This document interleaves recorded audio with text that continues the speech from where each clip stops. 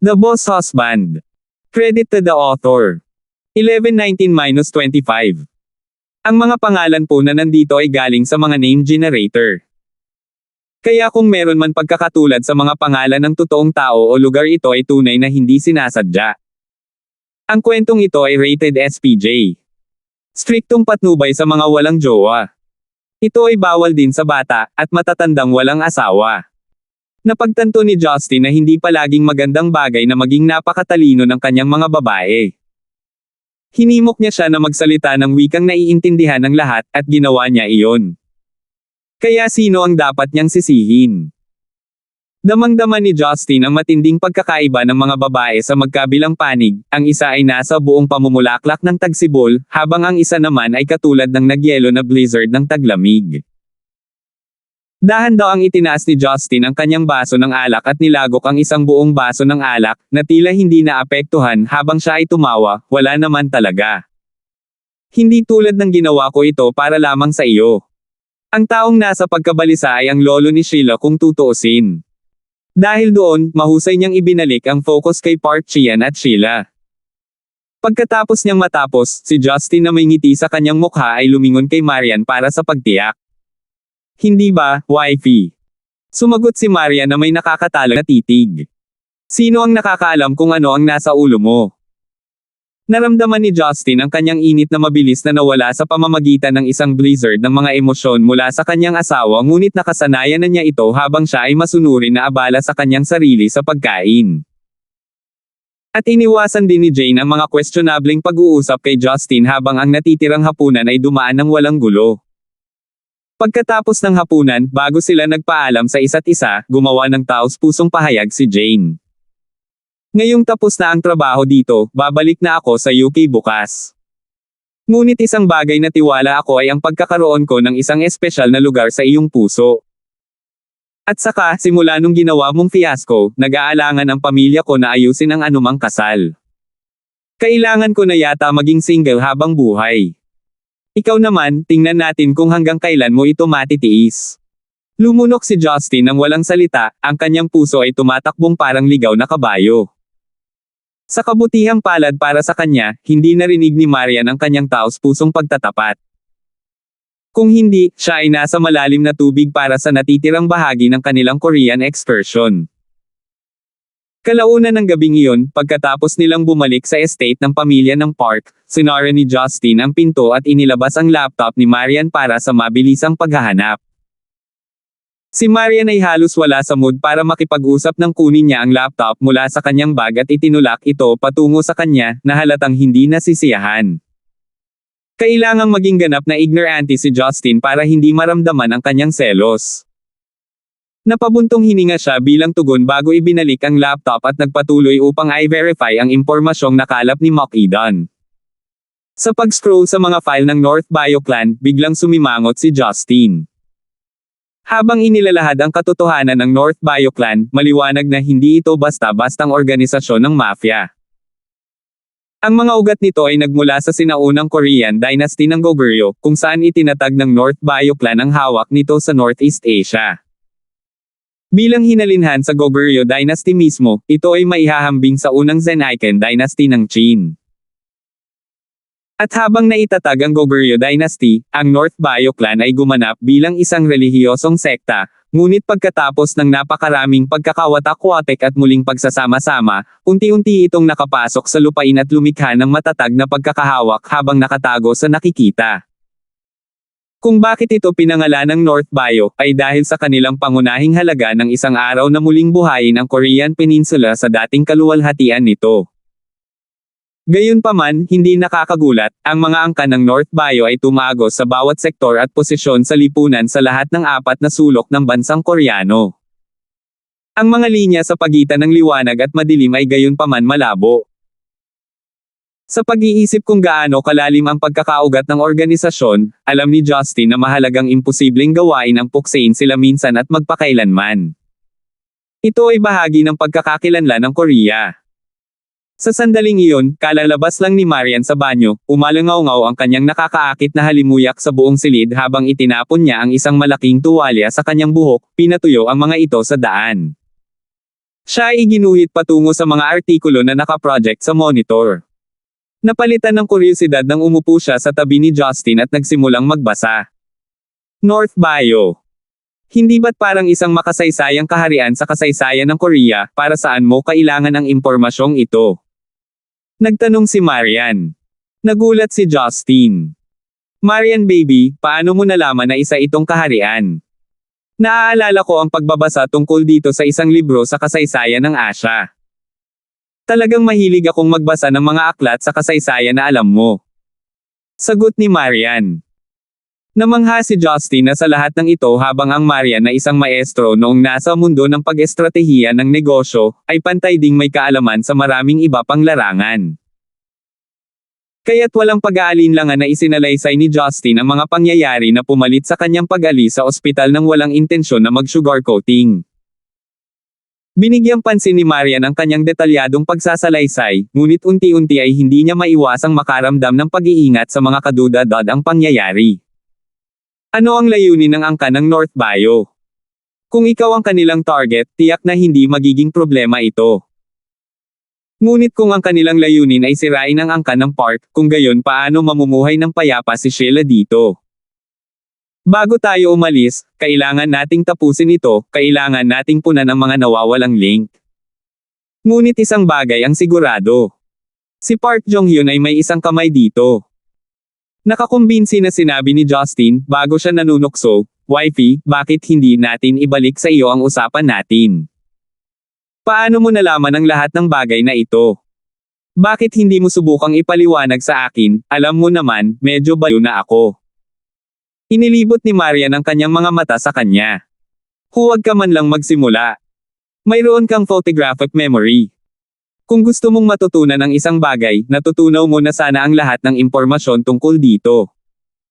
At saka, wala akong halaga kung ikukumpara kay Prinsesa Jane.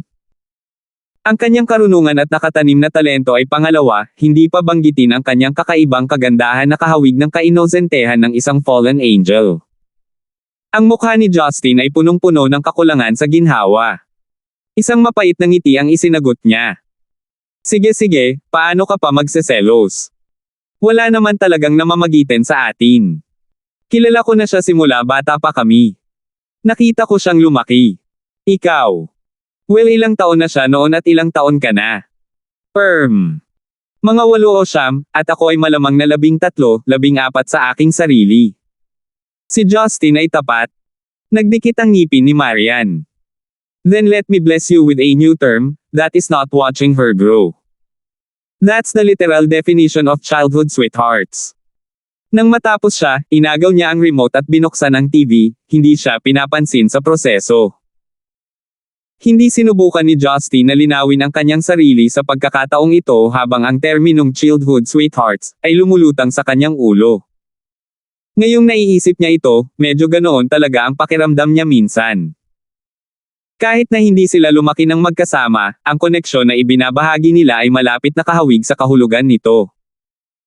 At sa sandaling iyon, sunod-sunod na katok ang narinig sa pintuan, ang boses ay nagmamadali at nag-aalala.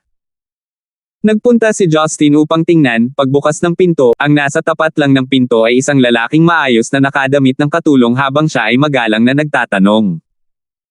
Mr. Gibson? M.S. Lysander, okay ba ang lahat doon? Sino ka? Agad na itinaas ni Justin ang kanyang bantay. Natigilan ang katulong sa kanyang tugon bago siya mabilis na bumalik sa lahat ng ngiti. Isa akong katulong sa estate na ito. Kanina lang, may narinig akong kakaibang tunog mula sa bahaging ito ng mansyon. Emosyonal na tumawa si Justin. Malinaw na nasa isip mo ang pagpatay. Kung hindi, bakit nasa likod mo ang punyal na iyon? Natigilan ang lingkod na mabilis na nabigo ang kanyang plano. Gayunpaman, kahit na ang kanyang plano ay nabigo, pagkatapos ng tensyon na pagkibot sa kanyang mga ekspresyon sa mukha, mabilis niyang ibinalik ang punyal sa opens iba at hinampas ito sa lalamunan ni Justin. Ang tanging reaksyon na natanggap niya ay sa halip ay isang mas maliksi na si Justin na mahigpit na nakahawak sa punyal. Ang lingkod ay nahihiya nang dumating sa paghahayag na si Justin, sa kabila ng paghawak sa dulo ng talim ng punyal gamit ang kanyang walang laman na kamay, ay tila walang naramdaman. Si Marian na nasa tapat ng silid sa sandaling iyon ay napatayo mula sa pagsaksi sa biglaang pananambang habang nangyari ito. Si Justin sa isang kurot ng kanyang lakas ay dinurog ang punyal sa hindi mabilang na mga pira-pirasong metal bago kumapit sa lalamunan ng mananalakay. Sino ka? Pinadala ka ba ng North Bio? Magpapalabas na sana ng kung ano ang lalaki sa kanyang oral cavity, ngunit nakita ni Justin na paparating ito at tiyak na tinusok ang ulo ng lalaki, na naging sanhi ng kanyang pagkawala ng malay. Samantala, mabilis na narinig ni Justin ang tunog ng labanan mula sa ikalawang palapag. Meron pa. Lumingon si Justin sa kanyang likuran.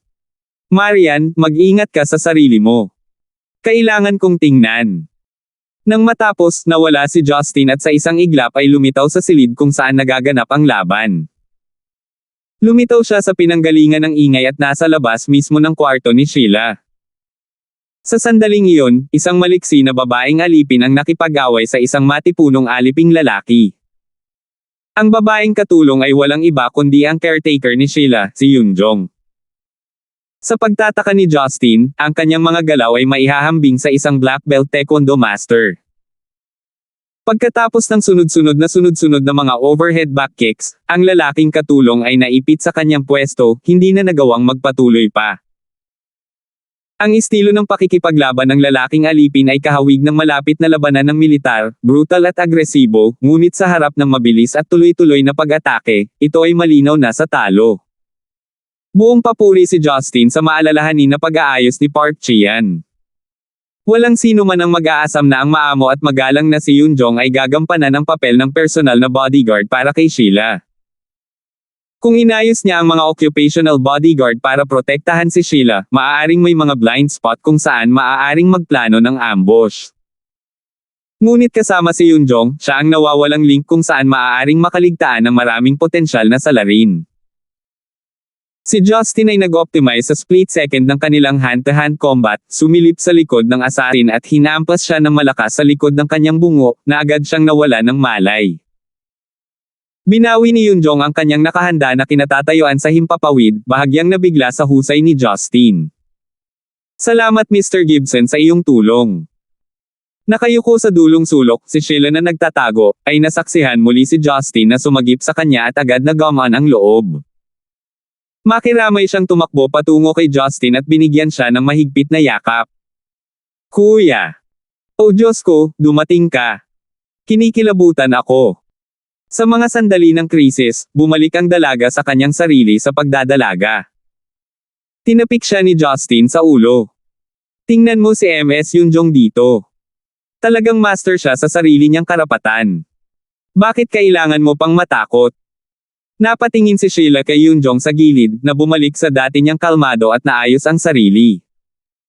Sinabi sa akin ng lolo na hindi siya kukuha ng bodyguard para sa akin, ngunit lumilitaw na ang lahat ng ito ay habang ikaw, Yunjong. Bahagyang yumuko ulit si Yunjong. Huwag kang magalit bata, ginawa ito ng matandang master para sa iyong ikabubuti. Hehe, yumuko si Sheila at binigyan ng casual na yakap si Yunjong. Hindi ako galit sa iyo. Pinrotektahan mo ako ng lahat ng mayroon ka hanggang sa dumating si Kuya Gibson. Sisigat pa sana si Yunjong bago siya pumutol sa pagkabalisa. Kung may ambush sa bahay, ligtas ba ang ospital? Nasa ospital pa rin ang matandang master. Mag-isa kaya si Kim Ji? 11:20. Sumagi sa isipan nilang dalawa ang posibleng ambush sa ospital kasabay ng naranasan lang nila. Ngunit ang nag-alinlangan kay Justin ay ang kaligtasan ni Sheila at Marian sa kanyang pag-alis. Maaaring nasa tuktok na ng yugto ng hautian si Marian, ngunit ang walang alinlangang kulang sa kanya ay ang aktwal na karanasan. Kung may baril ang kalaban, nasa matinding panganib pa rin siya. Sa sandaling iyon, sumigaw si Marian mula sa kabilang hallway. Hubby! Nagri-ring ang phone mo. Si Justin ay may masamang pakiramdam tungkol sa timing ng tawag sa telepono, gayunpaman, bumalik siya sa kanyang silid upang sagutin ang tawag. Mr. Gibson, aaminin ko, humanga ako sa katotohanang buhay ka pa. Isang hindi pamilyar na boses ang nang-aasar mula sa kabilang dulo ng linya. Ang kanang North Bio. Talagang kahanga-hanga, Mr. Gibson. Higit pa sa una naming inasahan. Tumawa ang lalaking iyon, kahit na may masasamang tono. Napabuntong hininga si Justin. Anong gusto mo? Siguro hindi mo alam, ngunit bago ka bumalik sa Park Family Estate, inilatag namin ang aming pinakamahusay na paghahanda sa estate pati na rin sa ospital. Ang lalaking iyon ay nagpakawala ng mapang-uyam na tawa. Para sa iyo, Mr. Gibson, sisiguraduhin naming maaaliw ka. Hindi mo naman planong pasabugan ang ospital at ang bahay na may mga pampasabog, hindi ba? Si Justin ay likas na naglatag ng isang halimbawa. Tama. Masigasig na panatag ang misteryosong lalaki. Sapat na firepower para maputol ang buong gusali ng ward at sapat na C4 para masilaw ang isang mushroom cloud sa Parkland Estate. Nakatutuwang di ba? Mabilis na binigyan ni Justin ang kanyang ilong ng kaunting kalmo, habang siya ay bumulong-bulong. The Mucorins really do play by the book with your plots, di ba? Ang evil plan mo is basically the plot of most gangster movies out there. Hindi ka ba naiinip? Pile. Kung hindi sira bakit ayusin? Pagmamayabang ng lalaki. Mr. Gibson, kung ayaw mong sumabog ang bahay at panoorin ang iyong pinakamamahal na maliit na asawa at si MS Sheila kasama ang iba pa na nasusunog, iminumungkahi kung gawin mo ang sinasabi namin sa iyo. Kung iisipin mo man na hamanin kami, huwag mag-atubiling pangunahan ang mga tao mula sa loob ng estate na lumabas sa sandaling ito. Napangiti si Justin sa kanyang pagbabanta. Alam niya na kahit na sumabog ang ari-arian, maaari niyang ligtas na makuha ang kabuhayan ni na Marian at Sheila nang may natitirang oras. Tungkol naman sa mga tao sa mga ward ng ospital, kasama na si Park Chian mismo, halos hindi sila bagay sa kanya. Dahil sa pagmumuni-muni, siniguro ng salarin ang kasalukuyang kaligtasan ni Park Chian kahit nalingid sa kanyang sarili. Nag-iisip pa ng ilang sandali si Justin bago siya gumawa ng desisyon. Anong kailangan mong gawin ko? Simple, may modernong sedan na nakaparada sa labas mismo ng Parkland Estate sa ngayon. Ang kailangan mo lang gawin ngayon ay i-drive ang kotseng iyon papunta sa Myeongdong Hotel, may mga lalaking naghihintay sa pagdating mo. Si Justin ay tiyak na sumang-ayon, ibinaba ang telepono, at kumaway kay Marian sa gilid. Napukaw ng tawag ang kanyang curiosity. Anong nangyari, galing ba ito sa North Bio Clan? Bahagyang tumawa si Justin habang inilapit niya ang kanyang mga labi sa kanyang tainga at simulang bumulong. Narinig ni Marian ang kanyang mungkahi at muling sumimangot. Magtatrabaho ba ito? Well, ang lahat ay nakasalalay sa pag-arte ng aming pinakamamahal na CEO na si Lysander. Mula sa hindi mabilang na beses na nagsinungaling ka sa aking mukha, sa tingin ko ito ay karapat-dapat sa Oscar. Commendat si Justin. Nagalit si Marian sa kanyang sinabi ngunit tumango pa rin. Mag-ingat ka, mananatili tayo sa plano. Inabot ni Justin ang kanyang kamay habang marahang hinahaplos ang kanyang malarosas na pisngi, bago naglakad patungo sa pinto ng lalaki ng may malalaking hakbang. Saan siya pupunta? Natarante si Sheila. Sumimangot si Marian bilang tugon. Nakatanggap kami ng mga utos mula sa organisasyon na responsable sa pagpapadala ng mga asasin dito. Nilinaw nila na ang estate at ang ospital ay parehong puno ng mga pampasabog. Kung hindi susundin ni Justin ang kanilang mga utos, mamamatay tayong lahat. Ano? Sigaw ni Sheila. Paano nila magagawa ang ganoong bagay? Ngunit huli na siya para pigilan si Justin habang mabilis itong naglakad patungo sa isang modernong sedan sa harap mismo ng gate ng Parkland Estate. Ilang dose-dose ng mga bodyguard ng Parkland ang bumuo ng defensive barrier sa paligid ng Sheila. Ano man ang mga aksyon ni Justin, ang kanilang responsibilidad ay panatilihin si Sheila sa bahay. Walang magawa niyang pinagmamasdan si Justin habang pinaandar ang makina at humarurot sa Southern Horizon. Nang ang sasakyan ay patungo na katabing junction, isang nakabibinging putok ang yumanig sa puso ng mga nasa estate. Boom! Nagliyab ang apoy sa bubong ng sasakyan habang bumubulusok ito sa hangin mula sa pagsabog. Pinilit ni Sheila ang sarili na dumaan sa human harang ng mga bodyguard sa gate, pinapanood ang kotse na sinasakyan ni Justin ilang minuto lang ang nakalipas na nabugbog sa mga scrap. Hindi, ito ay isang bitag. Napabuntong hininga si Yunjong. Kuya Justin. Humagulol si Sheila habang ang kanyang mga luha ay bumubuhos sa kanyang mga pisngi, nanlamig sa kanyang kinatatayuan habang siya ay walang pag-asa na pinagmamasdan habang nilalamon ng apoy ang tumpok ng mga dumi na dating kamukha ng isang sedan. Kahit na si Sheila ay isa sa iilan na sigurado sa mga kakayahan ni Justin, mahirap paniwalaan na kahit sino ay makakaligtas sa pagsabog ng ganoong sukat. Si Marian ay nakatayo sa kanyang kinatatayuan, pa rin bilang isang estatwa, hindi pa nauunawaan ang mga pangyayari na naganap sa kanyang mga mata. Ang mga alarma ng kotse ng ilang iba pang mga sasakyan sa kapitbahayan ay nagsimulang humagulgol bilang resulta ng resulta. Sa sandaling iyon, huminto ang dalawang itim na Chevrolet SUV sa harap ng Parkland Estate. Bumaba ang 2 dosenang lalaki na nakasuot ng mahigpit na kulay at full black suit, bawat isa ay armado ng mga assault rifles habang nagmamarcha sila papunta sa estate. Pinagmamasdan ng mga nakakatakot na lalaking nakaitim na humakbang patungo sa kanila habang sila ay bumagsak pabalik sa defense formation. Mabilis na nag-react ang isa sa mga bodyguard habang inaabot niya ang pistol sa kanyang sinturon, ngunit bago pa man siya makapag-react, isang ulan ng bala ang naging dahilan upang mawalan ng silbi ang ilan sa mga bodyguard. At dahil dyan, ang natitirang mga bodyguard ay tumindig na walang intensyon na bumunot ng kanilang mga armas, nag-aatubili na maging susunod na casualty sa gitna ng mga armas na mas mataas ang kalibre sa pag-alit na dulo. Lumapit si Yunjong sa pagtatanggol ni Sheila at hinarap sila. Sino ka? Napangiti ang isang lalaking nakakulay blonde ang buhok sa pinakaharap. It's none of your business. Hands in the air and face the wall. We're only here for Sheila. Si Sheila, na nasa malalim na kalungkutan ay nahihiya sa sitwasyong kinalalagyan niya habang nagmamadaling pinatuyo ang kanyang mga luha. Mabilis na natukoy ni Maria na ang boses niya ay ang boses na ng blackmail sa kanila noon. Hindi ngayon, hindi mo gagawin. Protektahan ang batang miss. Huwag hayaan silang magkaroon ng kanilang paraan. Utos ni Yunjong. Ang mga bodyguard gayunpaman ay nagbahagi ng mga tingin sa isa't isa bago lumipat patungo sa mga pader ng sabay-sabay na walang balak na lumaban. Ang iba pang mga katulong ay natural na mas masahol pa dahil sila ay nakasquat sa isang sulok, nahihiyang nakakapit sa buhay. Kayong mga bastard. Pagkatapos kung gaano kahusay ang pakikitungo ng matandang master sa inyong lahat sa loob ng mga taon, ganito ang igaganti ninyo sa kanya. Galit na galit si Yunjong habang nakakuyom ang ngipin. Ms. Sheila? Tumakbo ka sa likod ng pinto, bilis.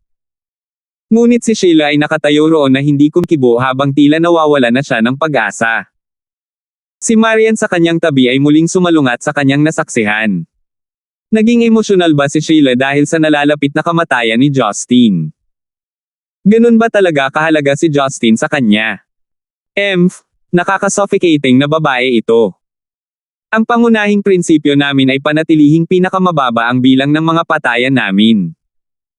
Pero dahil mukhang wala ka ng gana mabuhay, wala na kaming magagawa pa para mabuhay ka pa. Kunin mo na ang babae. Sa kanyang pag-utos, 3 lalaki na may mga assault rifle sa open iba ang pumasok sa target. Sa pag-atake ni Yunjong, lilipad ang mga bala. Handa na si Yunjong para sa isang kamikaze move habang muli niyang pinanatili si Sheila sa likod niya habang sumusugod siya sa 3 armadong lalaki. Mamatay! Agad na hinailan ng lalaki ang gatilyo. Dudududo. Nilamon ng apoy at ulap ang sala habang ang mga chandelier ay umindayog at yumanig. Ang mga katulong ay nakakunot sa mga sulok habang pinipigilan nila ang kanilang mga talukap, ngunit ang sumunod ay nagpabilis ng tibok ng kanilang mga puso, ang kanilang mga tingin ay nakadikit sa aksyon. Ang kanilang nasaksihan ay si Yunjong na itinapon ang sarili patungo sa oposisyon na may umiikot na sipa sa likod, na nagpaalis sa kanilang mga paa sa lahat ng 3 disenteng nakatutok na lalaki. Ang sadyang nakatutok kay Yunjong ay lumipad na. Maging si Sheila na sa wakas ay naabutan ang sandaling iyon ay naiwang tulala, habang si Marian ay nagsimulang tumingin sa paligid niya, kahit na medyo bigo. Ngunit hindi nagambala si Yunjong sa kakaibang pangyayari, handa na siyang maging huli na niya ang labanang ito. Sasama ka sa akin sa pagbaba. Si Yunjong ay maliksi at maliksi habang lumalaban sa mga mananakop na parang isang ball ang nakawasak. Nakakamangha ang bangis sa bawat galaw niya. Bang bang!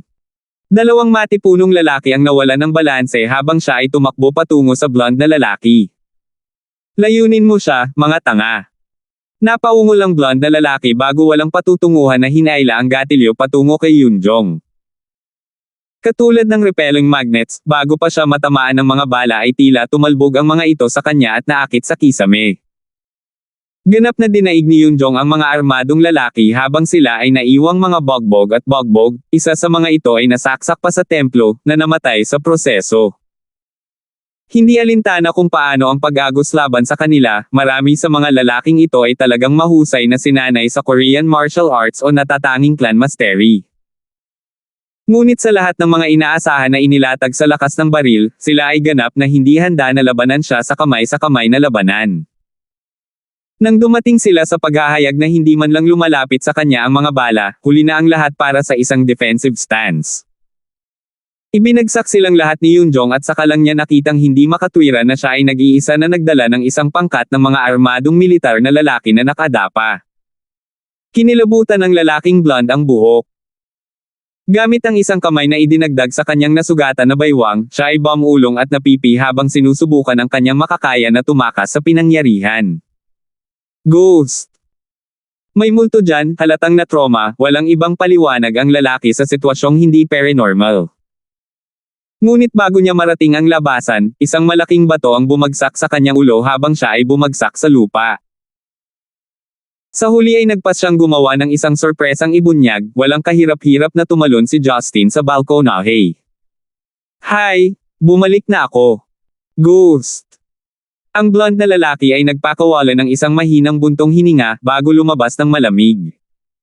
Mukhang nabigo si Justin. Ngunit bago pa siya makapagsalita, sumigaw si Sheila mula sa kabilang sala, habang papalapit ito sa kanya at niyakap siya ng mahigpit. Justin! Alam kong buhay ka. Ang batang babae ay humahagulgol sa pag-iyak, na para bang si Justin ay muling nabuhay mula sa kaibuturan ng apocalypse. Awkward na tinapik ni Justin ang likod ng dalaga. Hindi ako namatay, kaya ano ang lahat ng mga luha? Si Sheila sa sandaling iyon ay napuno ng emosyon nang iangat niya ang kanyang ulo at binigyan siya ng dalawang mapusok na halik sa pisngi. Nakaramdam si Justin ng lamig sa kanyang gulugad nang lumingon siya kay Marian. Walang magawa siyang nagkibit balikat at sinabing, "Nakita mo na." Ginawa niya ito ng mag-isa. 11:21. Si Marian lamang ang nakaalam na si Justin ay nagkukunwari sa kanyang kamatayan, kaya ang kanyang maligamgam na reaksyon sa kanyang pagbabalik. Ngunit sa harap ng madamdamin at taos-pusong reaksyon ni Sheila kay Justin, magkasalungat pa rin ang kanyang damdamin. Kalaunan ay napansin ni Sheila na medyo hindi nararapat na halikan si Justin habang nanunood si Marian, kaya nag-aatubili niyang kinaladkad ang sarili palayo at nakakahiya na lumingon kay Marian. Marian! Hindi ko rin sinasadya, it was just a spur of the moment thing. Napatulala si Justin. Lalala lang ang paliwanag niya. Pilit na ngumiti si Marian. Hindi kita sinisisi. Ang bango niya, pwede mo siyang halikan sa lahat ng gusto mo. Hoy, walang insulto sa akin. Parehas kami ng kama. Paano mo ako masasamahan? Hindi ito nakukuha ni Justin. Si Marian ay natulala sa mga prioridad ni Justin sa mga kritikal na oras na tulad nito habang itinuro niya ang blonde-haired na lalaki na nahimatay sa lupa. Bakit hindi mo pagtuunan ng pansin kung ano ang nagdala sa mga taong ito dito? Ni hindi nga natin alam kung secure pa ba ang ospital. At saka, paano ang mga bomba sa ilalim ng gusaling ito? It's not even a question at this point. Walang bomba sa building. Ang balak nilang kargahan ang sasakyan ng mga pampasabog ay gimmick lang para paalisin ako at alisin ako sa picture. At saka, kailangan ng oras para magtanim ng mga pampasabog sa buong bahay.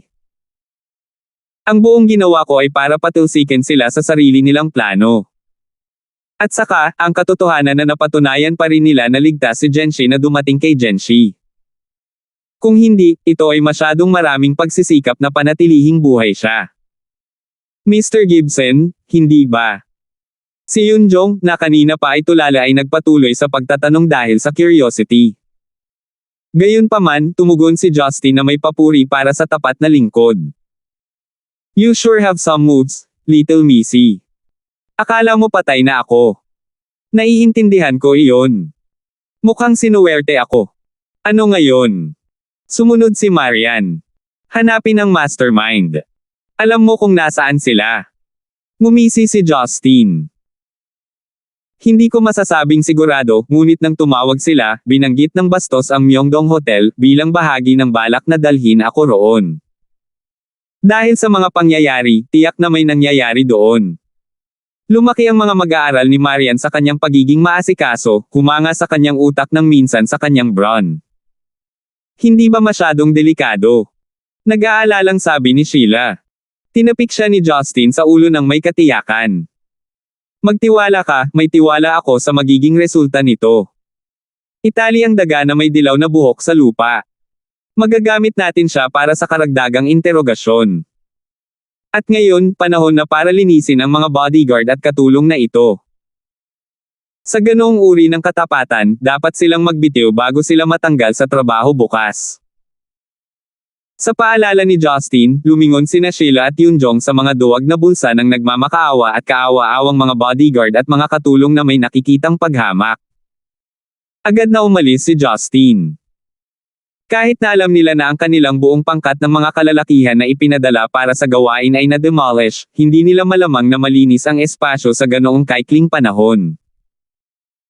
Pagkatapos lisanin ang Parkland Estate, naglakad-lakad si Justin patungo sa isang madilim na sulok at muling nawala sa hangin. Sa Myeongdong Hotel ng Seoul, ang swimming pool sa likod ay naiwang tuyo dahil sa unti-unting nagyayelong panahon. Sa walang laman na bahaging ito ng property ng hotel, lumabas si Justin mula sa kadiliman. Dahil sa kalapitan nito sa sambahayan ng Parkland, kinailangan niya ng kaunting oras upang mahanap ang hotel. Ang Myeongdong Hotel ay malayo sa maluwag. Ito ay iilan lamang sa tradisyonal na istrukturang Korean na pinagsama-sama, na may gitnang gusali sa core nito. Ang napag-alaman ni Justin na mahirap ay na hindi alintana kung anumang mga angkan ng North Bio ang nasa loob, magugugol ng oras upang mahanap ang kanilang kinaroroonan. Samantala, matatagpuan sa pangalawang basement sa ilalim ng Myeongdong Hotel ang underground casino nito. Pinapayagan ng mga patakaran ng Korea ang legal na pagsusugal sa loob ng radius ng isang kasino, kaya hindi ito kapansin-pansin. Sa isang mundo kung saan ang pera ay hari at walang sino man ang natutulog, ang maliwanag na mga ilaw ay umiikot sa isang grupo ng mga sugarol, na nababanaag sa kanilang mga mukha kung hindi man ay solemna o nasa bingit ng pagkabaliw. Ang mga kuneho na babae ay walang sawang naghain ng mga inumin upang mapaunlakan ang mga nagsusugal, habang bukas palad na iniaalok ang kanilang mga katawan sa kasiyahan ng mga customer. Gayunpaman, ito ay magiging sanhi ng isang kapalaran na mag-imbite ng isang babaeng punong abala sa isang pribadong silid. At sa gitna mismo ng kasino ay may isang reserved personnel area, na binabantayan ng mga armadong lalaki kung saan hindi pinapayagan ang mga customer kahit na makalapit. Sa loob ng restricted personnel na lugar ay nakaupo ang isang nasa katanghaliang gulang na lalaki, nakasuot ng malaking itim na Amerikana na ipinare sa mga salamin na may gintong laced. Naupo siya kasama ang iilan pang mga lalaki na parehong magarbo. Ang kanilang atensyon ay hindi nakatuon sa kaguluhan sa kanilang paligid kundi ang larong poker sa kanilang harapan. Ang bawat isa sa mga mayayamang lalaki ay may kasamang mga babaeng kulang sa suot na damit, habang ang kanilang mga kamay ay humahaplos sa kanila. Mr. Go, isang tawag sa telepono para sa iyo. Iniangat ng isang waiter ang telepono at ibinigay sa lalaking nakasuot ng malaking coat. Nakahawak ang isang kamay ni Mr. Go sa kanyang deck, ang isa naman ay hinahaplos ang mga hita ng isang hostess sa kanyang tagiliran habang nakakunot ang noo nito. Sinong lalaki ang makakagambala sa aking laro ng poker? Siya si Park Jong-hyun. Itinigil ni Mr. Go ang laro sa kamay habang nakangisi. Paano pa rin ako pinagkakatiwalaan ng tusong maliit na soro na iyon? Kahit na nag-aatubili siya, sa huli ay sinagot niya ang tawag nang biglang nagbago ang kanyang tono. Spokesperson Park, kumusta na? Tinatanong mo ako. Shock. Sabi mo walang kwenta. Paulit-ulit. At ngayon tapos na ang mga tauhan mo. Sumabog si Park Jong-hyun. Si Chuck ay nadismaya. Anong ibig mong sabihin? Anong nangyari sa mga lalaki ko? Napakunot noo si Park Jong-hyun. You imbecile. Paano mo hindi malalaman ang tungkol dito? Uye, ang iyong mga tauhan ay ganap na nolipol. Hulaan mo walang natitira upang sabihin sa iyo na silang lahat ay namatay. Makinig ka, twat. Ang mga lalaking ipinadala mo sa Parkland Estate ngayong gabi ay nag-iisang sinira ng isang kasambahay lang. Ngayon lahat ng mga idiot na iyon ay naaresto na ng pulisya. Kailangan ko bang ipaalala sa iyo na alam nilang lahat kung saan ang kanilang punong tanggapan, at kung saan nakaupo ang iyong pipi? Matapos ang lahat ng mga especially iyan na itinanom ko sa ari-arian, hindi mo lang nabigo na kidnapin si Sheila, hindi mo pa kayang patayin ang pesky na si Justin. At ngayon, inilagay mo rin ako sa panganib. Nahiya si Chuck. Paano? Posible ba iyon? Nagpadala ako ng pangkat ng mga veterano ng espesyal na ops para tapusin ang trabaho. May mga reinforcement.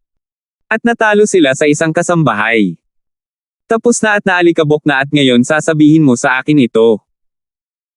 I got you to down Kim Jip as a way to end that old fag's life and you failed at that too. Now you tell me you have no idea what is going on. It's been long enough since you became the North Bio-Regional Chief, di ba? Dito na magtatapos sa pagitan natin. Mula sa puntong ito, wala na tayong magagawa sa isa't isa. Nang matapos, pinatay ni Park Jong-hyun ang kanyang telepono, epektibong tinapos ang tawag. Si Chuck ay umungal sa galit habang inihagis niya ang kanyang cellphone, napunta lamang ito sa noo ng batang babae, nawalan siya ng malay. Bang! Chuck saka nagpatuloy sa pag-flip ng poker table habang siya ay napapaungol. Lumabas ka! Alisin mo ang impyerno sa aking mukha. Alam ng ibang mga lalaki sa mesa na hindi sila kapantay niya. Sa kabila ng kanilang pag-aatubili, maaari lamang silang umalis kasama ang mga takot na hostesses. Nagalit si Chuck. Paalisin ng lahat sa kasino sa sandaling ito, hindi naligtas ang lugar na ito. At kapag na-clear na ang kasino dalhin ang lahat ng mahahalagang dokumento at ISIL ang lugar. Huwag mag-iwan ng anumang ebidensya. Ngunit, Mr. Go, mayroon bang sapat na oras? Sa tingin mo, gaano kahusay ang mga pulis? Binibigyan ko sila ng 1 oras na tops. Tsaka, may mga mata tayong nakatanim sa puwersa ng pulisya. Mapagkakatiwalaan natin silang maantala ang operasyon. Hanggat hindi mahuhuli ang mga nakatataas, maiiwasan natin ang sisihin mula sa itaas. Gawin mo ang sinasabi ko. Yes, sir.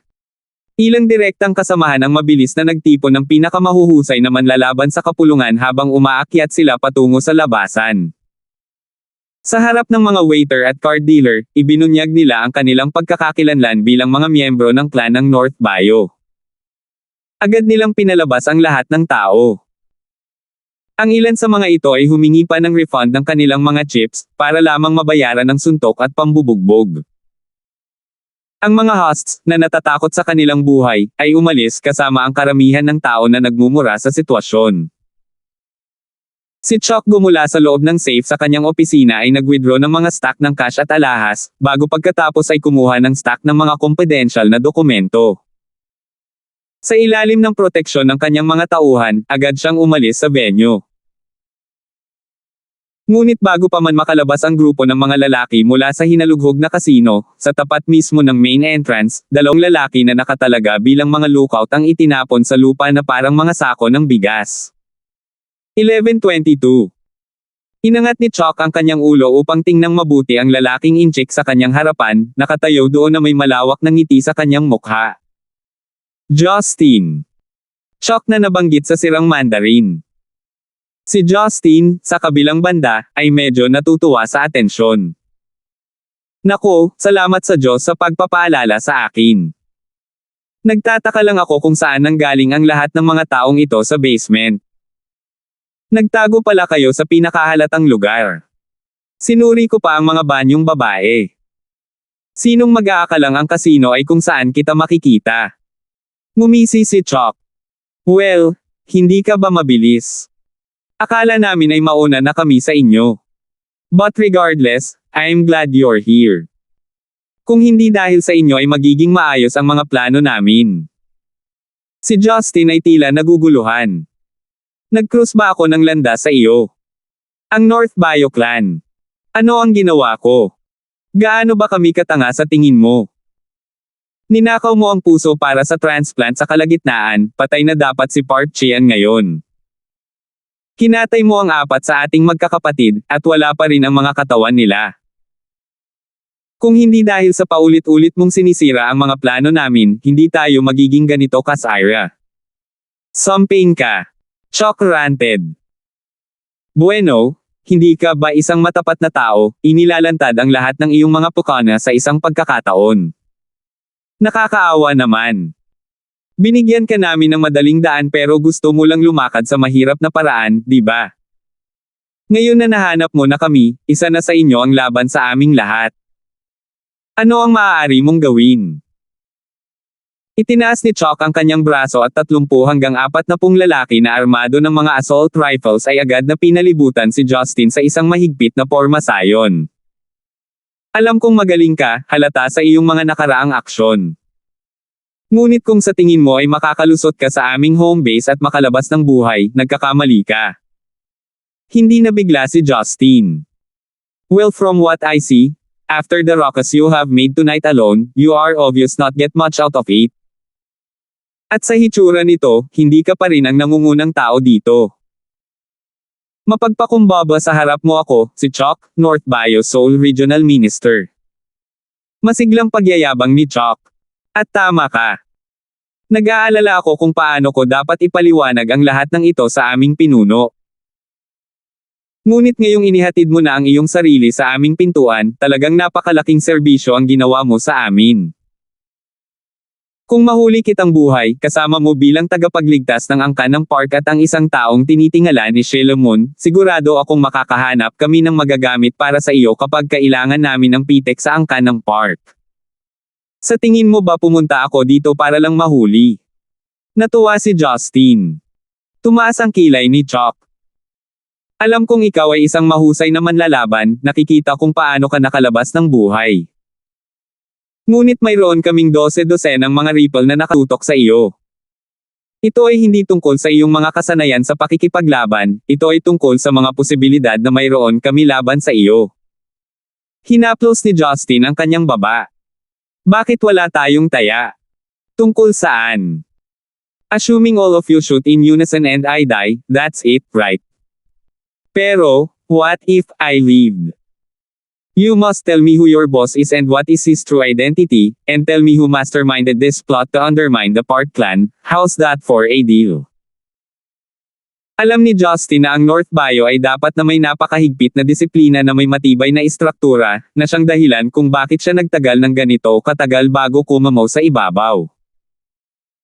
Kung kaya niyang manipulahin si Chuck para sa kanyang kapakinabangan, maaari niyang sirain ang angkan mula sa ulo nito. Sa tingin mo ay pastahan ako na kasing tangan yan sa iyo. Nagkibit balikat si Justin. Ibig kong sabihin, pinalibutan mo ako sa lahat ng panig ng 12 ng mga baril na nakatutok sa akin. Ano ang kailangan mong mawala? Akala ko mga tao, mga mamamayan ng Republika ng Korea, lalo na mula sa sinaunang sektang ito na sumasaklaw sa libu-libong taon ay magiging mas madaling interesado sa isang hamon. Sa bahagyang pag-udyok, ang mga miyembro ng North Bio Clan sa paligid ni Justin ay tila nagalit nang sila ay naging maasim at mabangis, na tila pinalala ng kanyang balak na pagpukaw. Nababaliw kang incheck, naglakas loob kang tanungin ang lakas at sigla ng mga dakilang Koreano. Hindi ito isang bagay na mauunawaan ng mga duwag mong tao. So tumataya ka ba o hindi? Bahagyang napangiti si Justin sa kung gaano kadaya ang mga taong ito, lalo na sa kanilang bulag na pagkahumaling sa kanilang lahi at kultura. Humagalpak ng tawa si Chuck. Oo naman, kung iyon ang gugustuhin mo. Pero ginagawa namin ito sa aking paraan. Ha? Bakit? Kinuha ni Chuck mula sa kanyang baywang ang isang kaliwang kamay na revolver, ito ay may kintab na panlabas na nagpapakita ng kawalan ng regular na paggamit. Matapos tanggalin ang cartridge nito, sadyang iniikot ni Chuck ang silindro, na nagpapatunay na wala nga itong laman. Kumuha siya ng isang bala at ipinasok ito sa isang silid. Matapos gawin ang panghuling pag-ikot ng silindro, ito ay nakalock sa magkabilang panig na hindi alam kung nasaan ang bala. Russian roulette. Eksakto. Paano yan, handa ka na? Hindi ba't lahat kayo ay matalino at may kaalaman? Bueno, bakit hindi ko ipakita sa inyo ang lakas ng mga tao mula sa dakilang lupaing ito? Sinubukan ni Justin ang kanyang makakaya na pigilan ang kanyang pagtawa. Agad niyang natukoy ang nanginginig na bala na nasa silindro. Isa pa, kahit na magdesisyon na lang siyang i-fluke ito, kikiliti lang ng bala ang kanyang katawan. Nako, ang tapang mo bilang isang tribesman ng Great Korean Nation. Well, I guess I'll have to give my all, diba? Mauna ka ba o mauna na ako? Ako. Habang nagsasalita, walang pag-aalinlangan na hinawakan ni Chuck ang pistol sa kanyang templo at hinaila ang gatilyo. I-click. Isang walang laman na silid. Nakakatawang tinitigan ng mga alipor si Chuck, na mataas ang kanilang espiritu at mas mataas ang kanilang pagmamataas. Napabuntong hininga si Justin sa ginawa ni Chuck. Marahil ay minamaliit niya siya na maaaring mayroon talaga siyang lubusang kaalaman sa anatomy ng isang revolver. Ang kanyang taya ay sadyang binalak para sa kanyang sarili upang makuha ang mas mataas na lugar. Ang maaari niyang makamit ay hindi lamang upang pahinain ang kanyang kalaban kundi bilang pagpapakita ng kapangyarihan sa harap ng kanyang mga alipors, habang pinapanatili din ang kaguluhan sa pinakamababa. Napakahusay niyang nilalaro ito. Your turn. Desidido si Chuck habang iniaabot ang revolver kay Justin. Bahagyang kumaibot ang mga labi ni Justin habang siya ay lumiliko, ngunit sa isang anggulong natatakpan mula sa lahat ay mahina niyang inilipat ang silindro sa susunod. Agad niyang kinuha ang shot na nakatutok sa templong ito. Oops, blanco din. Si Justin ay tila nababagabag habang tinatapik ang kanyang sarili sa dibdib dahil sa ginhawa. Muling kinuha ni Chuck ang revolver, at hinaila ang gatilyo, pagkatapos ay ibinalik ito kay Justin. Lumipas ang pabalik-balik na 2 round, at sa wakas ay nakarating si Justin sa ika-5 silindro. Ang mga angkan ng North Bio ay nasa mataas na espiritu habang sila ay tumindig at tuwid mula sa pagmamataas. Puno ng pananabik ang kanilang mga mata habang matamang pinagmamasdan si Chuck sa gitna mismo. Siya ay matigas ang ulo at hindi natitinag, na naglalarawan ng isang pakiramdam ng lakas. Ang mga nakasaksi sa deathmatch ay nasa higit na pagkabalisa kaysa sa 2 sa loob nito. Napuno ng saya si Chuck. Kumpiyansa siya na ang ika-5 bala ang haantong sa pagkamatay ni Justin. Isang pagpapakita ng lakas sa loob ng wala pang 5 minuto at isang bala na magpapaputok sa ulo ng nakakaabala na lalaking incheck. Ito ay isang win-win situation. Ngunit ang sumunod na nangyari ay mag-iiwan kay Chuck sa matinding takot. Kalmadong itinuro ni Justin ang kanyang templo at muling hinaila ang gatilyo. I-click. Blanke pa. Si Justin ay kumilos ng higit sa itaas. Nako, nakalabas ako ng buhay. Huling bala na. Habang nagsasalita, ibinalik niya ang baril kay Chuck. Paano? Paano ito naging posible? Nahiya si Chuck. Niloko mo. Nadaya ako. Ano? Ito ang iyong baril, ang iyong bala, at ang iyong laro. Hinayaan kitang piliin ang pagkakasunod-sunod. Ipinahihiwatig mo ba na ikaw ay isang masakit na talunan? Paano ang pambansang pagmamataas na mayroon ka ilang minuto lang ang nakalipas? Pang-aasar ni Justin. Galit na galit si Chuck nang lumingon siya sa kanyang paligid. Pinalibutan siya ng kanyang mga alipor sa lahat ng panig habang ang lahat ng mga mata ay nasa kanya. Kung siya ay susuko ngayon, ito ay magtapon ng kanyang mga pagsisikap at ang kanyang paglalarawan ng lakas sa alisan ng tubig. Siya ay maaalala magpakailanman bilang ang duwag na kumagat sa kanyang sariling mga salita. Ngunit hindi bababa sa isang duwag ay mabubuhay. Chuck clenched his teeth as he snapped.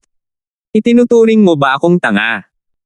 Mabubuhay ako upang magambag tungo sa pag-iisa ng ating dakilang bansa, kahit na kapinsalaan ng aking sariling dignidad. Kung kailangan kong mabuhay sa kahihiyan sa natitirang bahagi ng aking buhay upang itaguyod ang kaluwalhatian ng Republika ng Korea, malugod kong tatanggapin ito. Nagpatuloy siya sa pagbibigay ng ilang masigasig na pag-awit habang hawak niya ang revolver patungo kay Justin bago siya nginisyan. Pipi na baboy na incheck, ngayon ang araw na mamatay ka. Lubos na hinamak sa presensya ni Justin, agad niyang hinaila ang gatilyo. I-click. Walang bala, walang laman. Natarante si Chuck nang i-detach niya ang cylinder, para lang makitang wala na itong laman. Ito ba hinahanap mo? Kinuha ni Justin ang isang bala mula sa kanyang bulsa, binigyan ito ng kaunting pag-ikot bago niya ito ibinalik kay Chuck. Akala ko lahat kayong mga Koreano ay magagaling at makulit. Nakakadismaya. Kung natatakot kayo ay sinabi nyo na lang sa akin. Wala pa akong nakilalang taong takot na takot sa isang baril na hindi nakakarga. Namutla si Chuck habang unti-unti niyang naramdaman ang pang-aalipusto mula sa iba pang angka ng North Bayou. You dare play me like a fool, Chuck grounded his teeth as his frown thickened. Anong tinitingin-tingin nyo? Barilin ang bastard na ito. Barilin mo siya ng bahagya. 11:23. Kahit na nabigo silang mapanatili ang anumang dignidad, nang ang mga angka ng North Bayou ay binigyan ng utos na barilin, walang pag-aalinlangan. Isang discombobulation ng usok at apoy ang lumamon sa gitna ng singsing habang ang lugar na kinatatayuan ni Justin ilang segundo lang ang nakalipas ay hinaipan at nagkagulo. Matapos wakasan ng mga lalaki ang pamamaril, mabilis nilang napagtanto na nawala na si Justin. Sa sandaling iyon, isang malakas na sigaw ang narinig mula sa kinatatayuan ni Chuck habang ang mga angkan ay lumingon sa pinanggalingan nito. Ang natagpuang si Justin na kumapit sa mga braso ni Chuck mula sa likod. Last chance, sino ang leader mo? Sino ang kakolaborate mo? Same time na tanong ni Justin. Galit na galit si Chuck nang sumilay sa kanyang mga mata ang isang bahid ng mapanghamon na tingin bago niya inabot ang kanyang Amerikana at naglabas ng isang vintage pistol. Mapahamak ka sa impyerno. Sinubukan ni Chuck ang kanyang makakaya na gumawa ng backhand shot kay Justin, ngunit tapos na si Justin sa mga laro. Bago pa maituon ni Chuck ang kanyang pakay, inagaw na ni Justin ang kanyang baril at pinilit itong ipasok sa kanyang bibig. Og! Napangiwi si Chuck na namumula ang mga mata niya. Sa gitna ng sama-samang pagkataranta ng mga alipors ng North Bayou, walang pag-aalinlangan na hinatak ni Justin ang gatilyo. Bang! Strings of blood shot out of his hindbrain. Casual na sinisipa ang walang buhay na katawan ni Chuck, kinuha ni Justin ang mabilis na screen sa kanyang paligid. Sino ang iyong pinuno at sino ang nag-orchestrate ng tukana laban sa angkan ng park? Sabihin mo sa akin at mabubuhay ka. Lahat ng iba ay mamamatay. Ang mga salita mula sa kanyang bibig ay katulad ng pagtawag ng Diablo habang ang mga lalaking Koreano ay nagsimulang manginig sa takot. Anuman, dahil sa kanilang higit na pamba sa mga panloob na protokol ng angkan, ang kanilang mga labi ay pinigil. Matapos silang lahat ay magbahagi ng isang sulyap sa isa't isa, dahan-dahan silang nakakuha ng kumpiyansa mula sa ipinapalagay na lakas sa bilang. Pagkatapos ng lahat, bilang mga clansmen ng North Bayou, nagkaroon sila ng makatarungang bahagi ng makapangyarihang mga kalaban. Mga kapatid, pinatay niya si Mr. Go sa harap ng ating mga mata. Bayaran natin siya. Pumayag, magsasalita tayo kung makakaligtas ka dito. Sa ilalim ng mga utos ng ilang segundo sa mga command, itinoon ng kaaway na hukbo ang kanilang lakas ng putok kay Justin. Sa ilang sandali, ang buong underground casino ay natabunan ng ulap ng mga labi. Walang nailigtas mula sa mga mesa hanggang sa mga dingding at mga kasangkapan sa silid. Sa gitna ng mga durog na bato, hindi nabigla si Justin sa kanilang mga aksyon. Bagamat mahirap para sa kanya na makakuha ng anumang impormasyon, wala ito sa kanyang mga plano na lumikha ng isang bloodbath. Ang lahat ng mga bala na patungo sa Justin ay naitaboy ng isang translucent na kalasag. Gayunpaman, sa pagiging star-rated na setting ng hotel, si Justin ay nag-aatubili din na putulin ang kanyang mga kalaban. Pagkatapos ng malalim na buntong hininga, winagayway ni Justin ang kanyang mga braso, ginamit ang Heaven and Earth Restoration Energy sa isang paputok na batis bago agad na sumangaw ang mga angkan sa alabok. Para sa isang regular na tao na may kaunti o walang kultibasyon, ang kanilang mortal na laman ay walang pagtutol sa kasalukuyang paglilinang ni Justin. Sa ilalim ng kaunting sakit o emosyon, ang kanilang mga katawan ay nag-vaporize sa pinakasimpleng mga molekula nito. Sa isang kisap mata, ang buong kasino ay tumahimik, na si Justin ang tanging lalaking nakatayo. Mabilis na nag-scan si Justin para mahanap ang leather bag na inihanda ni Chuck na tanggalin, kasama ang kanyang personal na telepono. Ang leather bag ni Chuck ay punong-puno ng mga salansan ng mga dokumento at mga record sa pananalapi, higit sa lahat ay kinasasangkutan ng kanyang negosyo sa ilalim ng lupang kasino at ilang pagkakasangkot sa loan shark. Ngunit sa gitna ng kanyang makulimlim na aktibidad, iba ang nakapukaw ng pansin ni Justin.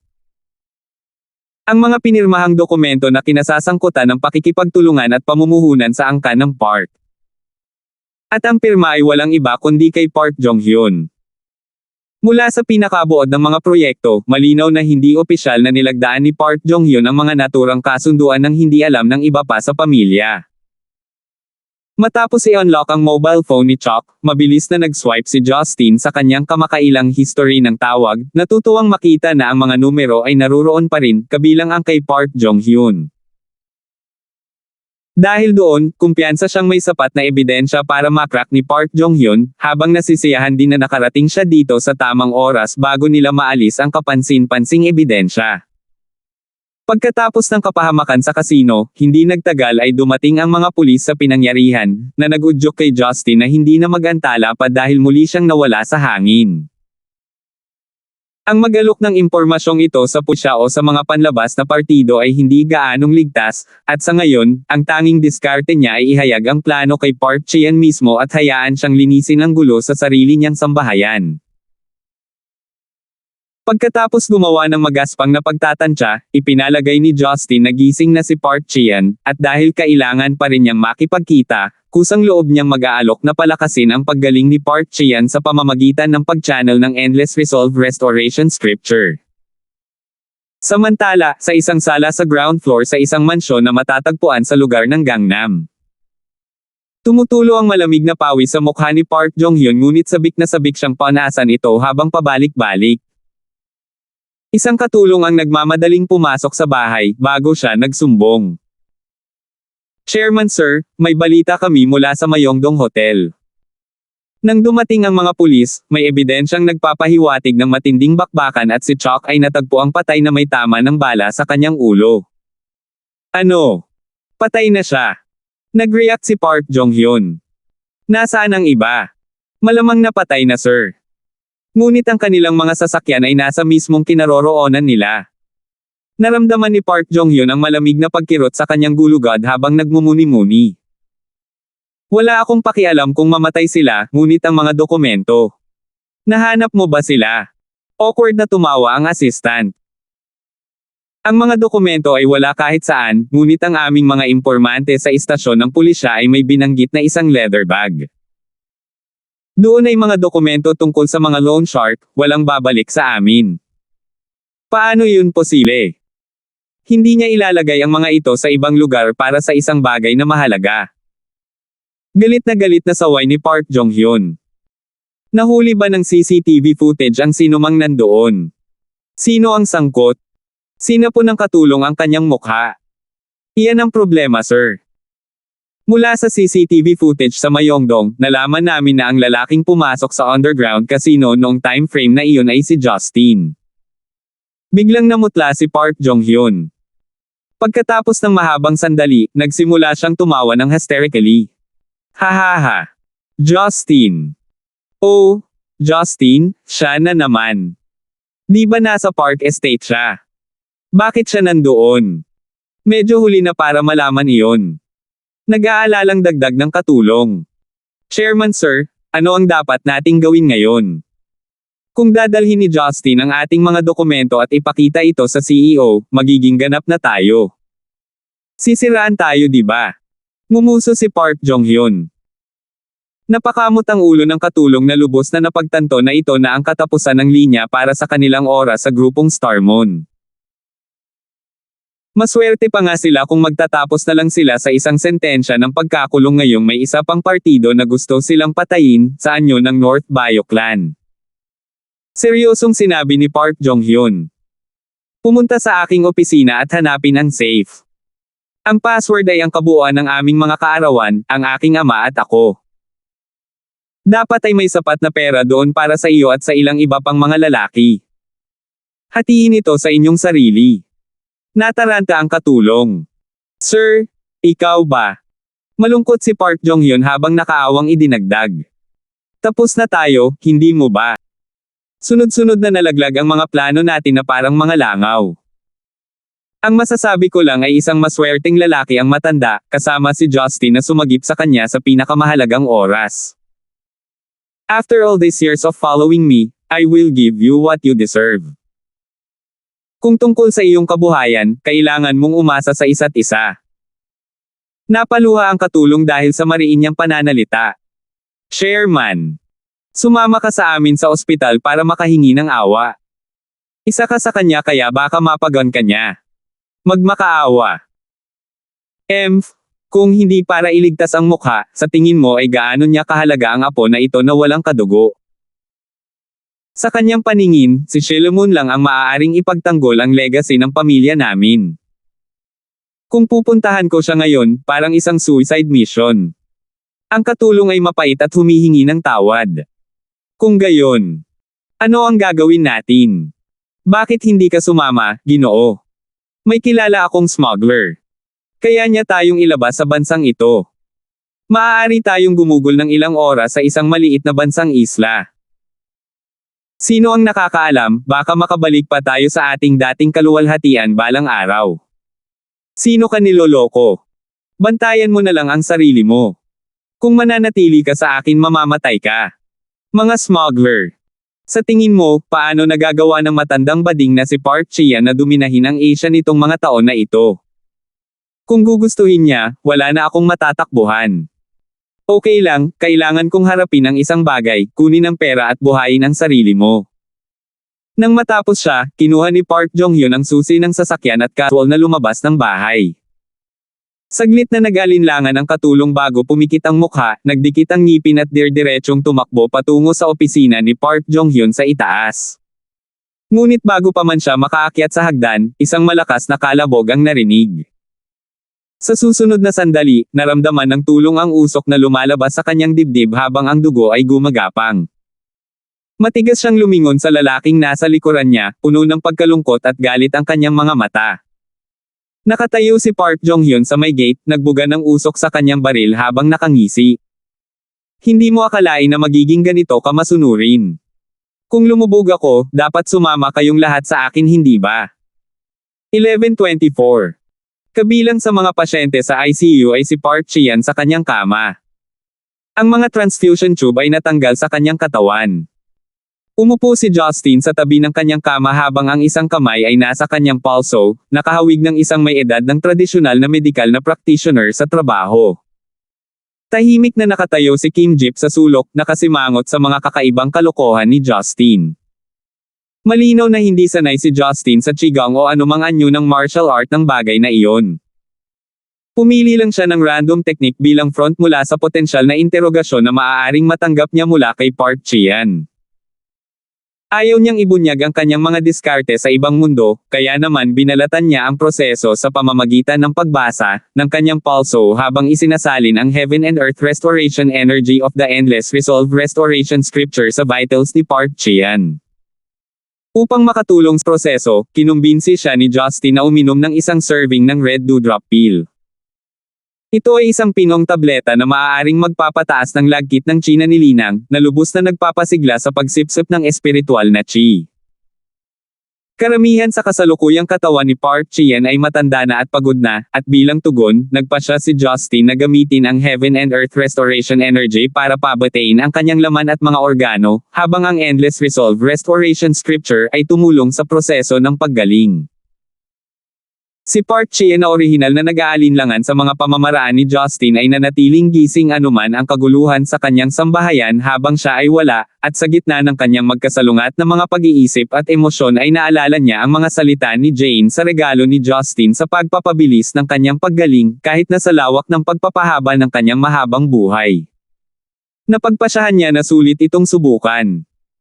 Nang handa na si Justin na i-channel ang kanyang cultivation, naramdaman ni Park Chien na na-supercharge siya at muntik nang tumalon mula sa kanyang hospital bed. Not to mention the pill na nainom niya, parang una ng init na dumadaloy sa dugo niya. Isang mainit na malabong pakiramdam ang umalangaw-ngaw sa kanyang buong pagkatao. Kasunod nito, maaari niyang matukoy ang mas mataas na mga pananaw sa kanyang mga panloob na organo at ang lugar ng kanyang mga sugat sa operasyon. Pagkatapos ng mga taon ng pagdurusa, ito ay tulad ng bukang liwayway ng isang bagong tagsibol, na puno ng bagong sigla na nakalimutan na niyang mayroon siya. Habang nararamdaman ni Park Chien ang kanyang dating madilim na anyo ay napalitan ng kanyang bagong kasiglahan. Nakuha nito ang atensyon ng kanyang bodyguard na si Kim Jip na huminto sa pwesto ang 3 bolang bakal na umiikot sa kanyang hawak. Ang mga mata ni Park Chien ay kumikin dahil sa pagbabagong lakas, nakatitig kay Justin na may pagkataranta na parabang nasaksihan niya ang mukha ng isang Diyos. Sa buong kasaysayan, ang mga emperador at mga hari ay nagpaalipin upang makahanap ng lunas para sa mortalidad. Ito ay isang solong pag-iisip na layunin upang mapanatili ang kanilang pamamahala sa kanilang kayamanan sa buhay na ito. Gayunpaman, si Park Chien ay hindi isang hari, ngunit nasiyahan siya sa buhay na mas mayaman kaysa sa napanaginipan ng karamihan sa mga royal sa buong kasaysayan. Ito ang dahilan kung bakit ang pag-asa na mabuhay siya ng ilang taon nang may bumuti na kalusugan, ay nakatulong sa kanya na tanggapin ang kadudad-ang tulong ni Justin. Napakaganda ng alok para tanggihan. Mr. Gibson. Sino? Eksaktong ikaw.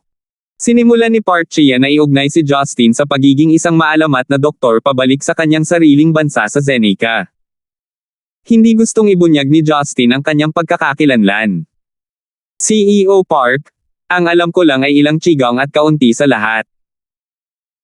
Kung gusto mong mabuhay ng higit sa 100, nasa iyo ang lahat at kung magkano ang handa mong bayaran para dito. Hindi ito libre. Oo naman. Sigurado, may stock ka pa ba nitong mga tabletang ito? Kung meron, kukunin ko lahat. Desperado si Park Chien. Si Justin ay napuno ng saya. Kung tutuusin, ang mga low-grade na tabletang ito na na-refine niya ay sagana at walang halaga sa kanya. Ang tanging gusto niya sa halip ay ang mga high at divine grade refined pill na halos hindi na niya naiwasan dahil sa kakulangan ng mga sangkap na kailangan. Mukhang naguguluhan si Justin. Ang refined pill na ito ay ang aking family heirloom. 3 na lang ang natitira sa koleksyon ko. You see, you could be the richest man on earth but still not have these pills. I only decided to assist you because of your identity as Sheila's grandfather. I gotta admit I'm really conflicting right now, because for the qigong to work it must be complemented by these pills. Talagang nag-aalala si Park Chien na si Justin ay magdadalawang isip na ibenta sa kanya ang mga table tasks. Mr. Gibson, I really need these refined pills of yours. Napakabata pa ng apo ko at isa sa pinakamatinding hiling ko ay alagaan siya sa mga susunod pang taon. Ano ba naman to, maglagay ka ng halaga at pwede na tayong umalis doon. Alam kong marami ka pa, pero kailangan pa rin kitang bawiin. Paninindigan ko ang mga salita ko.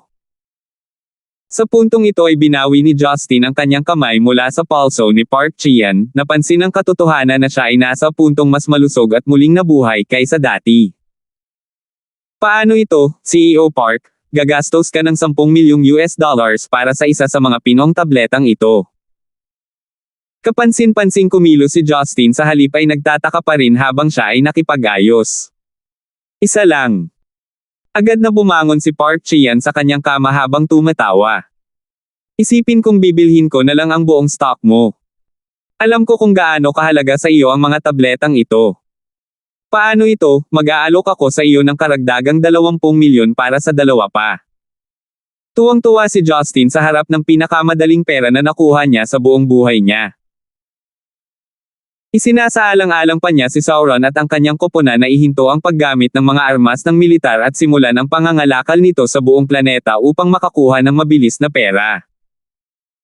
Gayunpaman, alam pa rin ni Justin na ito ay isang mabilis na pahinga kung tutuusin. Sa pagtatapos ng araw, ang mga tabletang ito ay hindi handa na ipamahagi ng maramihan. Pagkatapos ay kinuha ni Justin ang isang maliit na bote ng porselana, na may 2 pulang dewdrop na table tas sa loob, at ibinigay ito kay Park Chian.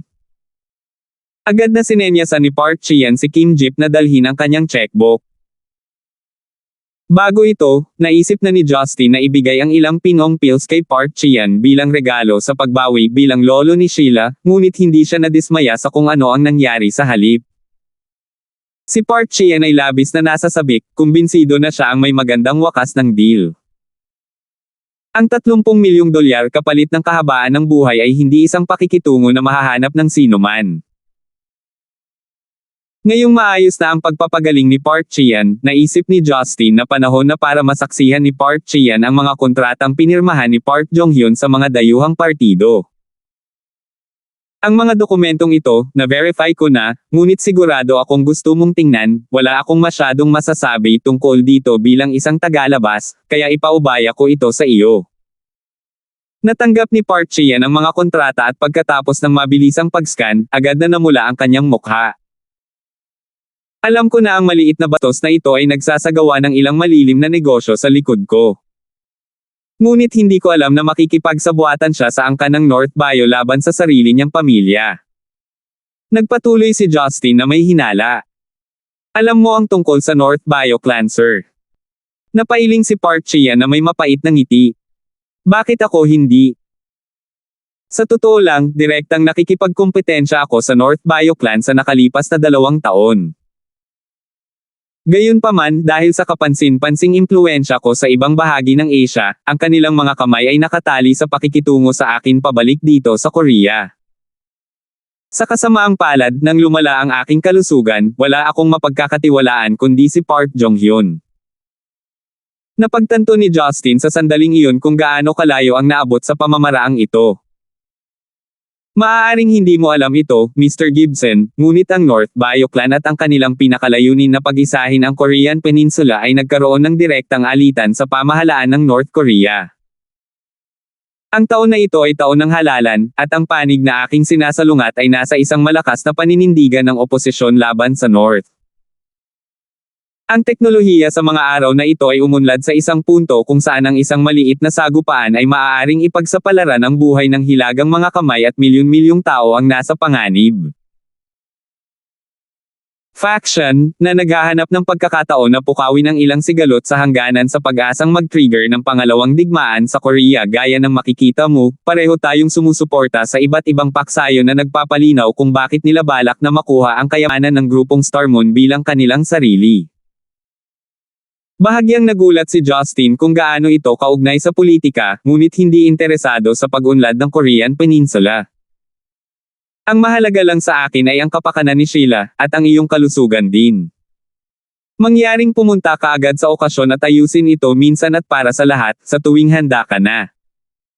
Tumango si Park Chian, kinuha ang kanyang coat mula kay Kim Jip, at ibinato ito sa kanyang sarili. Kim Jip, ihanda mo na ang sasakyan. Sabihin sa iba na pumunta sa bahay ng bastos na iyon sa pagkakataong ito at dalhin siya sa akin. Oo. Samantala, sa apartment ni Jinky, isang itim na Mercedes-Benz ang biglang huminto sa harap mismo ng gusali. Bumukas ang pinto ng driver at lumabas si Park Jong-hyun, nakasuot ng malaking itim na coat. Ang kanyang anyo ay mapurol at magulo ngunit nagliliwanag ng vibe ng pangungutya. Inabot niya ang kanyang telepono, dinayal niya ang numero ng telepono ni Jinky.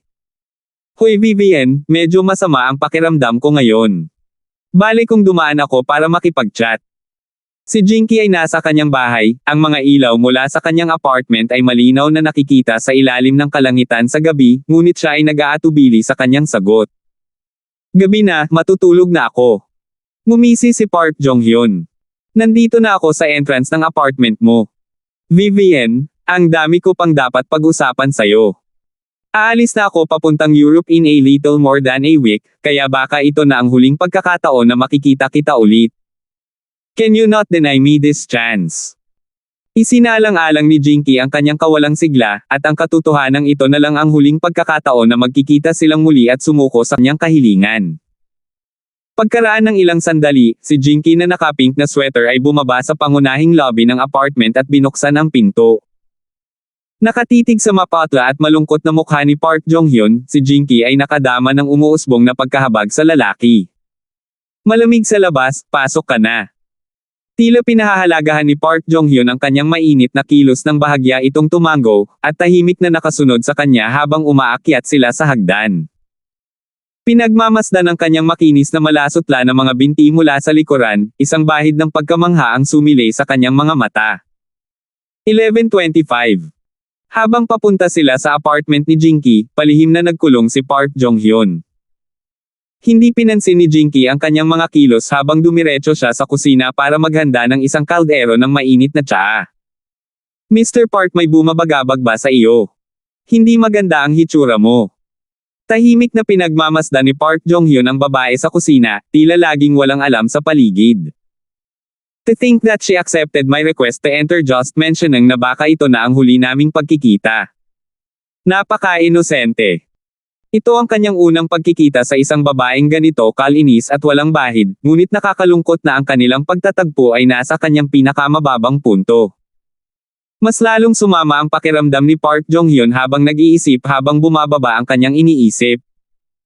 Pinagmamasdan si Jinky mula sa likuran, basag ang boses ni Park Jong-hyun habang nagtatanong ito sa kanya. Vivian, paano kung hindi ako tumigil sa paghabol sa'yo? Darating din ba ang araw na mahuhulog ka rin sa akin? Nanginig si Jinky sa naisip, nakatayo sa kanyang kinalalagyan para sa pakiramdam na parang magpakailanman, bago tumalikod at umiling. Pakiramdam ni Park Jong-hyun ay mabilis na nawala ang kanyang pagnanasa sa sandaling iyon. Bakit? Hindi mo man lang naisip? Ganun na ba talaga ako ka-undesirable? Pagtanggi ni Park Jong-hyun. Si Jinky sa puntong ito ay nakaharap sa kanya, na may mapait na ngiti ay sumagot siya, sa totoo lang, hindi ako napupuot sa iyo. Hindi ko man lang naisip na ako ay sapat na para sa iyo. Ngunit ang dahilan kung bakit kailangan kong tanggihan ang iyong mga pagsulong ay ang puso ko ay nakasalalay sa iba. Ito ay isang tao na hindi ko kayang tanggalin sa kabila ng aking pagsisikap. At dahil doon, wala na talaga akong iba kundi siya lang ang aking lakas. Kahit gaano ako kalakas, baka isipin mo na makitid ang isip ko o matigas ang ulo ko. Naikuyom ni Park Jong-hyun ang kanyang mga kamao. Ang kanyang mukha ay mas madilim kaysa dati. Si Justin, di ba? Aktibong inangat ni Jinky ang kanyang ulo mula sa pagkalito at agad na namula. Tahimik siyang tumango bago tuluyang binasag ang katahimikan. Ang lugar niya sa puso ko ay hindi mapapalitan. Nagsimulang kumalusko si Park Jong-hyun mula sa tuyong pagtawa, na tila ba napuno ng kalungkutan. Justin. Lagi na lang Justin. Ano ang ginawa ko sa Gibson clan sa past lives ko? Napatay ko ba ang pamilya niya? Did I dice him into chunks? What did I did to deserve this? Si Park Jong-hyun ay nasa bingit ng pagkabaliw, at noon napagtanto ni Jinky na siya ay nakagawa ng isang malaking pagkakamali. Mr. Park, ikaw. Tumahimik ka. Hinampis ni Park Jong-hyun si Jinky at ikinapit siya ng dalawang braso sa isang deadlock sa mesa sa kusina. Iniwasan ni Jinky ang kanyang tingin, sinusubukan niyang iwasan ang kanyang mainit na paghinga. Nasira ang negosyo ko at pati ang kinabukasan ko.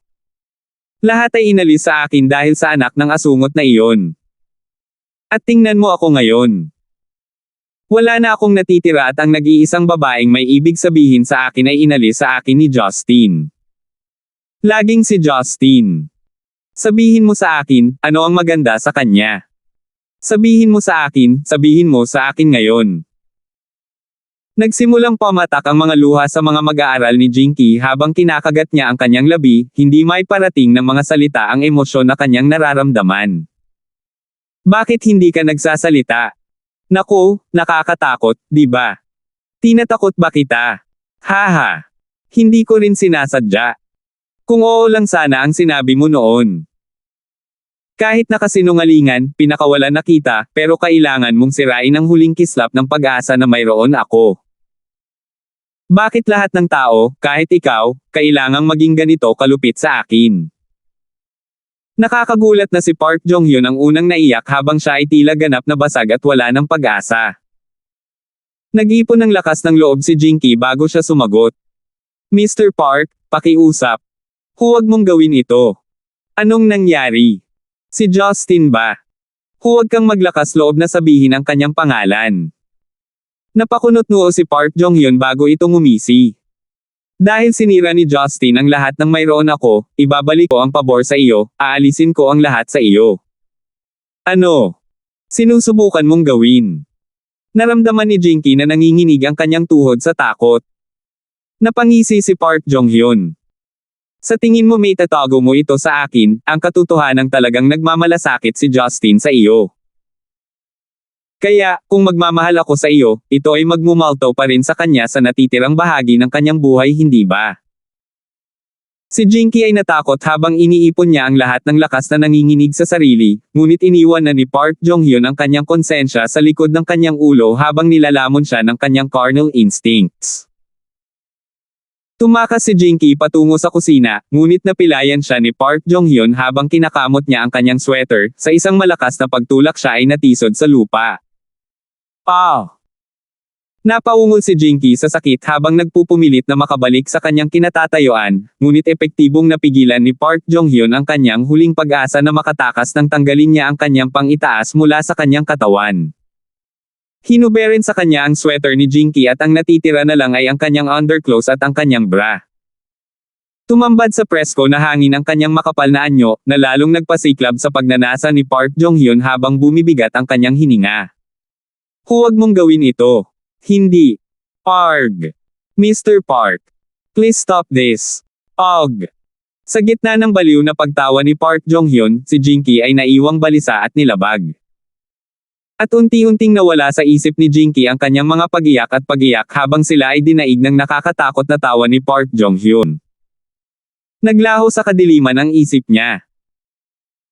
Nang makaalis na si Justin sa ospital, pinapaginhawa ni Justin ang kanyang sarili sa passenger seat ng sasakyan ni Park Chian habang humihikab ng mahabang panahon.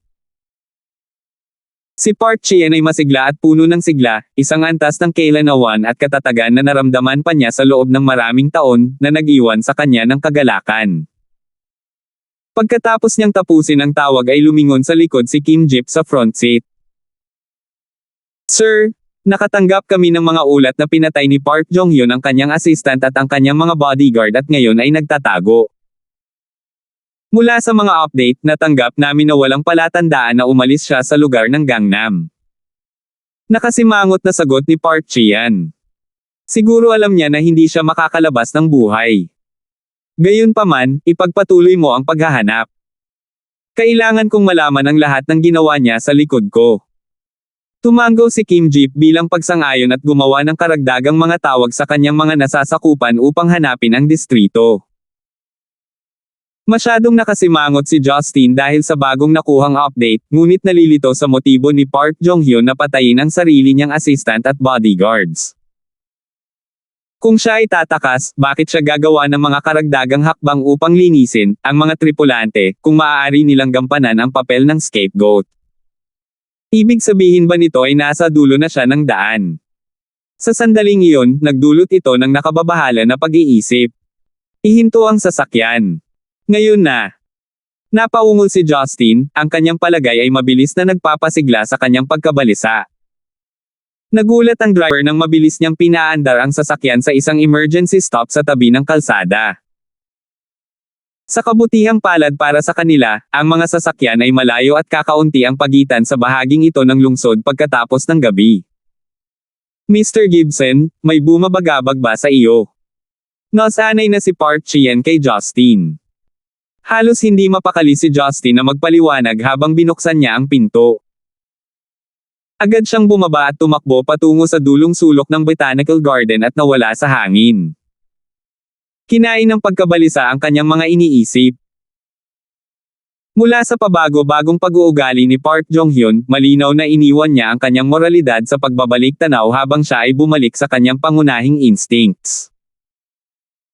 Ang lalaking iyon ay walang duda na si Justin, at ang tanging biktima na maaari niyang mabiktima ay ang malungkot na si Jinky. Hindi pa banggitin ang kanyang masamang pagkahumaling sa kanya, at nang mawala ng kahulugan ng buhay, ito na ang kanyang huling pagkilos. Sa kabutihang palad para kay Justin gayunpaman, alam na niya ang lokasyon noong nagpasya si Maria na bisitahin si Jinky. Sa tabi ng lobby ng apartment, inilabas ni Justin ang kanyang divine sense sa pamamagitan ng pag-scan sa kanyang paligid, kinuha ang unit kung nasaan sina Jinky at Park Jong-hyun. Sa sandaling iyon ang presensya ng iba pang mga residente sa radius ay isang nahuling isip habang siya ay tumakbo papunta sa balkonahe, humampas sa salamin at sa sala. Walang kaluluwang nakahiga sa sahig ng kusina, ang buhok ni Jinky ay kumakaluskos at guti-guti, ang kanyang mukha ay nabugbog sa resulta ng walang pag-asa na pakikibaka. Half of her voluptuous bosoms ay nakalabas na sa malamig na hangin ng taglamig, halos hindi nakahawak sa mga strap ng kanyang bra. Naiinis na pinahid ni Park Jong-hyun ang kanyang dila sa leeg at pisngi, na para bang ninanamnam niya ang mga kakaibang delicacy. At sa tuwing nagsisimulang maiyak si Jinky dahil sa paglabag na kanyang nararanasan, tila mas lalo nitong pinapasaya ang kanyang pananabik habang sinusundan niya ito ng isang baliw na tawa. Nawalan na ng pag-asa si Jinky habang siya ay kinulong, nilulupig, at inihagi sa paligid na parang isang plush toy. Unti-unti niyang pinadulas ang kanyang kamay at hinubad ang kanyang pampites, inilantad ang kanyang malambot na pares ng mga binti. Ah. Akin ka na ngayon.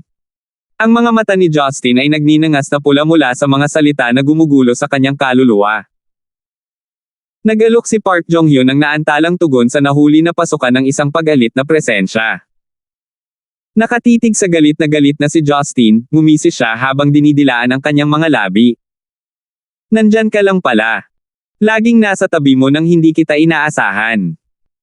Kakatikim ko lang at eto, binabaliwala mo na naman ang mga plano ko. Walang intensyon si Justin na magkaroon ng mapayapang paghaharap habang siya ay nagmamarcha patungo sa kanya, kumamo sa ulo ni Park Jong-hyun, at nag-iisang itinaas siya mula kay Jinky.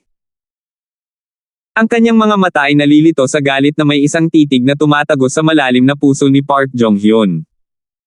Tandaan mo ang mga mata na ito.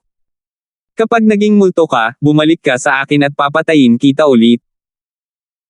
Nang matapos ay agad niyang hinigpitin ang hawak habang ang kanyang mga daliri ay pumapasok sa kanyang bungo. Salamat po at sinamahan ninyo ako, ingat lagi mga master.